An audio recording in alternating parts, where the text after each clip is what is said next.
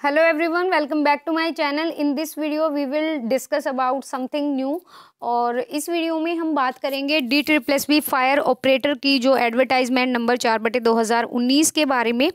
और इसमें मैं आपको सिर्फ इतना बताना चाहती हूँ कि आपके जो जीएस का सेक्शन है सिलेबस के अकॉर्डिंग उसमें कौन कौन से टॉपिक आपको रेडी करने हैं। जीके बहुत वास्ट है, बहुत वास्ट होता है इसका कि आप कहीं से भी पढ़ो, लेकिन पेपर में क्या आएगा ये कुछ आइडिया नहीं होता। कई बार तो आउट ऑफ द सिलेबस भी क्वेश्चन जीएस से पूछ लिए जाते हैं।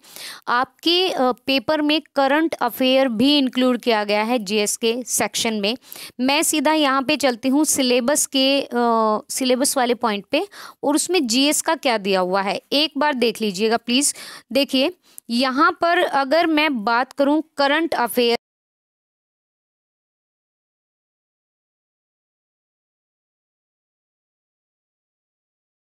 as may expected on the educated person, the test will be include question relating to history, polity, constitution, sport, art। मैं आपको बता देती हूँ। देखिए एक तो आपको स्पोर्ट्स वाले पैरा पर ध्यान देना होगा। जैसे विंबलडन ओपन होता है, ऑस्ट्रेलियन ओपन होता है, और हमारे यहाँ से कौन विजयी रहा, स्पोर्ट्स का थोड़ा सेक्शन अच्छे से कीजिएगा। मैं आपको लास्ट ईयर का एक बार पेपर भी दिखाऊंगी कि उसमें जीएस के कहाँ कहाँ से क्वेश्चन पूछे गए थे, क्योंकि वो बहुत पुराना पेपर है, काफ़ी साल पहले की रिक्रूटमेंट है, और अभी आपकी रिक्रूटमेंट को भी लगभग हो जाएंगे 2 साल। ठीक है, तो पता नहीं अभी पेपर शायद पोस्टपोन्ड होगा ही होगा। 99% ऐसा हो रहा है कि पोस्टपोन्ड होगा। एडमिट कार्ड आने होते तो आ जाते अब तक। आर्ट एंड कल्चर यहाँ पे, और ज्योग्राफी, इकोनॉमिक्स ये रहने दो। सिर्फ आपको ना एक काम करना, एक तो आपको साइंटिफिक रिसर्च के बारे में कि भाई जो सैटेलाइट वगैरह होती हैं, जो रॉकेट्स वगैरह होते हैं, कहाँ से कौन सा लॉन्च किया गया, किसके द्वारा लॉन्च किया गया, ये आपको करंट के इवेंट याद करने हैं।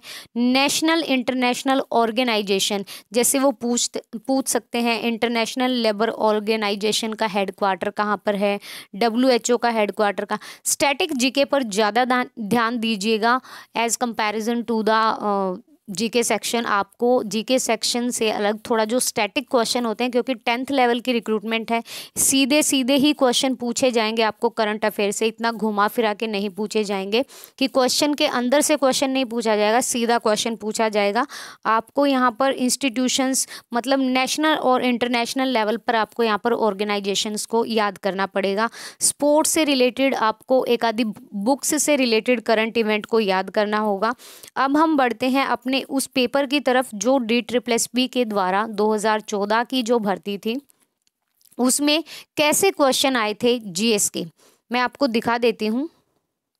ये देखिए यहाँ पर पोस्ट कोड 71/14 है, और यहाँ पर कौन से क्वेश्चन आए थे जीएस के। 40 मार्क्स के आएंगे सारे। जैसे जनरल नॉलेज 40 मार्क्स की आएगी।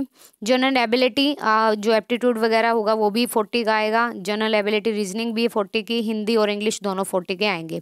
तो मैं आपको एक बार दिखा देती हूँ। देखिए इसमें जो पहला क्वेश्चन, हिस्ट्री अच्छे से पढ़ के जाएगा। अगर किसी को हिस्ट्री अच्छे से मतलब थोड़ा बहुत है तो वो कर पाएगा, इतने मुश्किल क्वेश्चन नहीं आएंगे। हम सिर्फ यहाँ पर एक बार देख लेते हैं कि करंट के इवेंट के कौन से क्वेश्चन पूछे गए थे यहाँ पे।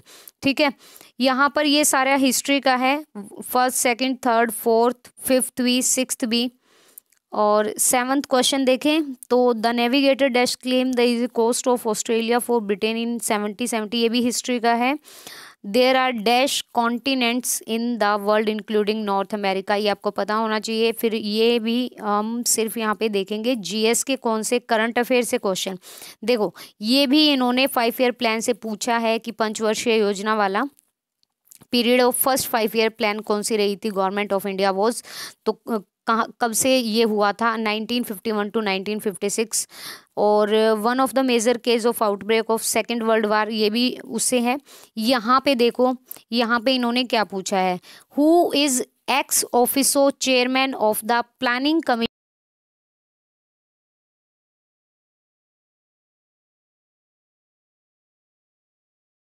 और यहाँ पे देख लीजिए United Nation Organization was born on, कब यहाँ पर इसकी स्थापना कब हुई थी।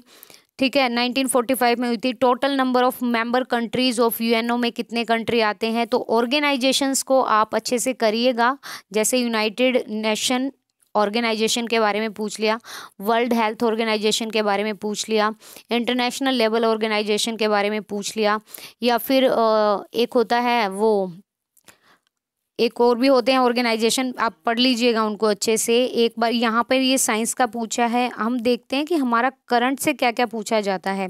ये भी सारा साइंस है। One of the salt causing the permanent hardness in the water. Easy he question पूछे जाएंगे। केमिकल फॉर्मूला पूछ लिया है। फेमस टेम्पल एट एलोरा किसने बनाया था? यहाँ पर the name of religion establish was. यहाँ पर आपके जो करंट अफेयर के क्वेश्चन है वो बहुत कम लग रहे हैं मेरे को। जैसे देखिए यहाँ पर पूछ लिया है, क्योंकि ये 2014 का पेपर है। Mister Narendra Modi took oath on May 26, 2014 as country as. किस नंबर के प्रधानमंत्री बने थे मिस्टर नरेंद्र मोदी जब उन्होंने शपथ ली थी? कौन से नंबर के? 14वें, 15वें, 16वें? तो हो सकता है इस बार पूछ लें। लेकिन मैं आपको एक बात बता दूं, दिल्ली से रिलेटेड ज़रूर पढ़िएगा, दिल्ली की रिक्रूटमेंट है।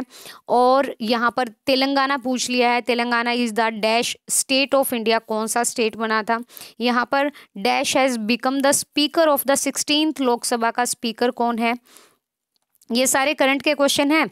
फिर यहाँ पर ऊपर देखिए, NCA chairman recently announce the Narmada dam got the approval to raise its height. की हाइट बढ़ाई जा सकती है नर्मदा डैम की, कितने मीटर बढ़ाई जा सकती है? एनडीए का मीनिंग क्या होता है? National director alliance, nominal democratic alliance, national divisional alliance. तो ये एब्रीवेशन आप ऑफिशियली जो एब्रीवेशन होती हैं वो एक बार पढ़ लीजिएगा। The winner of the 58 Filmfare award 2012 in best film category was. 2012 में बेस्ट फिल्म की कैटेगरी में 58 नंबर का फिल्म फेयर अवार्ड में किस फिल्म को अवार्ड मिला था बेस्ट फिल्म की कैटेगरी में? Along with Sachin Tendulkar dash was present with Bharat Ratna पुरस्कार 26 जनवरी 2014 किसके द्वारा दिया गया? सचिन तेंदुलकर के साथ और किसको दिया गया? Sorry, along with Sachin Tendulkar के साथ और किसको दिया गया था भारत रत्न पुरस्कार? Origin of species is written by books वगैरह याद करनी है। Kathakali is a form of dance is mainly कहाँ पे कथकली डांस किया जाता है? The captain of Indian cricket team which won world cup in 1983। उस टाइम पे कैप्टन कौन था जब 1983 में वर्ल्ड कप हुआ था? मैं आपको बता दूं, और देखो ये वाला क्वेश्चन देखो, ISRO SPSLV-23 successfully puts foreign satellite into orbit at the ISRO spaceport in dash on June 30, 2014। Current के इवेंट से आपको एक तो सारे जैसे ऑर्गेनाइजेशन है, ये करंट में नहीं आते। ऑर्गेनाइजेशन का आपको याद करके जाएगा, कितने मेंबर होते हैं, भारत इनका मेंबर है या नहीं है। प्लस स्टैटिक जीके बहुत अच्छे से करिएगा। स्टैटिक जीके से यहाँ पे आपको 4 से 5 क्वेश्चन फंसेंगे। उसके बाद आपको डांस करने हैं, उसके बाद आप डे कर लीजिएगा। देखिए इस पेपर में कोई डे या थीम वगैरह नहीं पूछी गई, आपसे इजी वाले क्वेश्चन पूछे जाएंगे। डे पूछ लेंगे सीधा सीधा, और अगर थीम भी पूछेंगे ना डे की, तो ऐसे डे की थीम पूछेंगे जो बहुत ईजी होगी। ठीक है, जैसे इन्वायरमेंटल डे वाली थीम पूछ ली, जैसे इंटरनेशनल वुमेंस डे।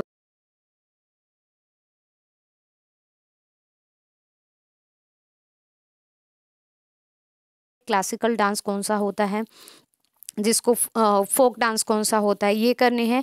थोड़ा सा आपको स्पोर्ट्स से रिलेटेड करके जाएगा, बैडमिंटन वगैरह का, क्रिकेट वगैरह का, किसको मैन ऑफ द मैच मिला है। और दिल्ली से रिलेटेड समिट्स ज़रूर करके जाएगा। समिट्स वगैरह जो होती रहती हैं, अब तो कोविड की वजह से वर्चुअल समिट ज़्यादा हुई हैं। और ये चीज़ जो रिसेंटली मतलब भारत इस समिट का हिस्सा बना या नहीं बना, इस चीज़ को करके जाएगा। प्लस जो बुक हैं, ये बुक किसने लिखी है, फेमस बुक पूछेंगे, इतनी मुश्किल बुक नहीं पूछेंगे। और अभी जो ये नोबेल प्राइज़ मिले थे, हो सकता है इनसे क्वेश्चन पूछ लें आपसे। नोबेल प्राइज़ भी एक बार देख लीजिएगा, नोबेल पुरस्कार किस किस को मिले हैं। ज़्यादा इतना नहीं पूछेंगे, ग्रैमी अवार्ड वगैरह के बारे में आपसे नहीं पूछेंगे। भारत रत्न पूछ सकते हैं, अर्जुन पुरस्कार भी पूछ सकते हैं, द्रोणाचार्य भी पूछ सकते हैं, दादा साहेब फाल्के भी पूछ सकते हैं। उसके बाद आपको क्या करना है, दिल्ली से रिलेटेड सारी चीज़ें अच्छे से करनी है, एक बार रीड ज़रूर करिएगा, हो सकता है वहाँ से क्वेश्चन आ जाए, क्योंकि दिल्ली से पेपर है स्पेशली, और दिल्ली में ही होगा आपका पेपर सब लोगों का, चाहे कोई किसी भी स्टेट से हो। और आपको क्या करना है, यहाँ पे हिस्ट्री को अच्छे से प्रिपेयर कीजिएगा, हिस्ट्री के काफ़ी सारे क्वेश्चन आते हैं। हिस्ट्री अगर आपको करनी है तो आपको यहाँ पर एंशियंट मुगल पीरियड वाली हिस्ट्री, प्लस आपको वो जो चोल साम्राज्य वगैरह होता है ना, साउथ की साइड में जो जितना भी हिस्ट्री के इवेंट्स हुए हैं साउथ इंडिया की तरफ से, वहाँ पे वो सेक्शन अच्छे से करिएगा। और मुगल एम्पीरियर में भी मुगल एम्पीरियर का सेक्शन भी हर पेपर में पूछा जाता है। उसके अलावा थोड़ा सा पोल साइंस का, लोकसभा राज्यसभा का, स्पीकर के वगैरह में, और न्यू अपॉइंटमेंट ज़रूर करिएगा, न्यू अपॉइंटमेंट किस किस के हुए हैं। And I hope so guys कि आपको हेल्प मिलेगी इस वीडियो से। एंड प्लीज़ अगर वीडियो अच्छा लगे तो प्लीज़ बताइएगा। और इंग्लिश की क्लासेस के लिए so don't worry about it, English section के लिए वॉइस और डायरेक्ट इनडायरेक्ट स्पीच पक्का बिल्कुल इजी वे से अगर आप रेडी होगे और मेरे पास ज़्यादा मैसेजेस आएंगे कैंडिडेट्स के कि भाई करनी है, तो आई विल डू, मैं कर दूंगी, और बहुत ही अच्छे तरीके से, क्योंकि इतनी हायर लेवल पे आपसे नहीं पूछी जाएगी। फर्स्ट ऑफ ऑल आपको थोड़े बेसिक्स जानने होंगे उनके। पैसेज का क्या करना है, 10th या 12th की अपना जो भी छोटा भाई बहन हो उसकी बुक लो, या फिर जो भी गाइड सैम्पल पेपर वगैरह होते हैं वहाँ से पैसेज लो, और वहाँ से ना 10-12 पैसेज कर लो, वो इनफ होंगे आपके लिए निकालने के लिए, क्वेश्चन को फाइंड आउट करने के लिए। पैसेज का वहाँ से हो जाएगा। पैसेज के 5 नंबर जो होते हैं बहुत इजी होते हैं आपको लेने। उसके बाद वॉइस हो गया, और मैं आर्टिकल्स भी बता दूंगी आर्टिकल्स की, और आई थिंक आपके में फिगर ऑफ स्पीच वगैरह ये चीज़ नहीं आएंगे, फोनेटिक्स वगैरह आपका सिंपल आएगा। उसके बाद आपको वर्ब एडवर्ब पे बहुत ज़्यादा ध्यान देना है, एडवर्ब। फिर सिनोनियम एंटोनियम के लिए आपको वकैब। करंट अफेयर अगर आपको जब तक पेपर की डेट नहीं आती, आई थिंक अभी नहीं होगा, तो अब से लेकर जब तक पेपर की डेट नहीं आती तब तक आपको न्यूज़पेपर वगैरह पढ़ने हैं, और जो न्यूज़ वगैरह सुनते हैं उनके लिए बहुत अच्छा है। अदरवाइज़ किसी भी एक ऐसे चैनल को फॉलो करो, उसी से करंट अफेयर करो, आपका बहुत सारा सेक्शन कवर हो जाएगा, स्टैटिक जीके का भी और करंट अफेयर का भी। So if you like this video please like it and share it to others also. And thank you for supporting me. And अगर आपने सब्सक्राइब नहीं किया है तो प्लीज़ कर लीजिएगा। And thank you so much.